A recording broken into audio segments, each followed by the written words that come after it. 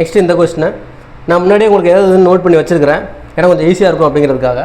இப்போ பார்த்தோம் அப்படின்னா 4000 ஸ்லிட்ஸ் per சென்டிமீட்டர். அப்போ நம்பர் ஆஃப் ஸ்லிட்ஸ் எவ்வளோ அப்படின்னா 4000 அவங்களே கொடுத்துட்டாங்க.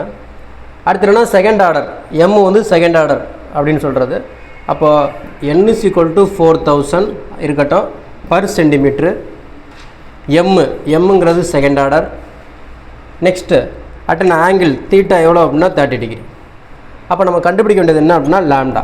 இப்போ இதிலே நமக்கு ஓரளவுக்கு ஃபார்முலா வந்துருச்சு. இது கிரேட்டிங்லேருந்து கேட்டுருக்குறாங்க. கிரேட்டிங்கில் அந்த டிஃப்ராக்ஷனுக்கு ஒரு ஃபார்முலா இருக்குது. என்ன ஃபார்முலானா nm lambda is equal to sine theta. இதில் வந்து நம்ம என்ன கண்டுபிடிக்கணும், lambda is equal to sine theta by nm. இப்போது sine theta sine 30 degree by என்னங்கிறது 4000 பர் சென்டிமீட்டர். எம்ங்கிறது செகண்ட் ஆர்டர். அப்போது சைன் 30 வந்து நமக்கு என்ன வரும்னா 1/2. இது இருக்கட்டும். 10⁻² மேலே கொண்டு போனால் 10⁻+2. அப்போ 4 × 10⁻³ + 10⁻2 × 2 இப்படி வந்துடும். இது அப்படியே எழுதிட்டேன். இப்போ 2 கீழே டிவைட் பண்ணுறேன். அப்போ லாம்டா இஸ் ஈக்குவல் டு 1/2 கீழே வந்துடும். 2 × 4 இன்ட்டு இங்கே ஒரு 2 இருக்குது, 2 × 10⁻5. அப்போ லாம்டா இஸ் ஈக்குவல் டு 1/16 × 10⁻5. அப்போ அது மேலே போணுச்சுன்னா 10⁻−5 × 1/16.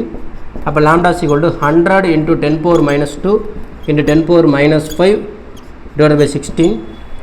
இப்போ அதை டிவைட் பண்ண வேண்டியதான். டிவைட் பண்ணால் நமக்கு என்ன வரும், 6 16 96, மிச்சம் 4 இருக்கும், 40, 2 16 32, 5 16 80, 10⁻−7.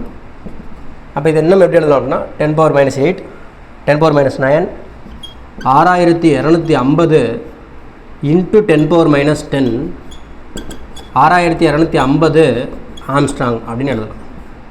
இதை லாம்டாவோட வேல்யூ. ஃபாலோ பண்ணிக்கோங்க.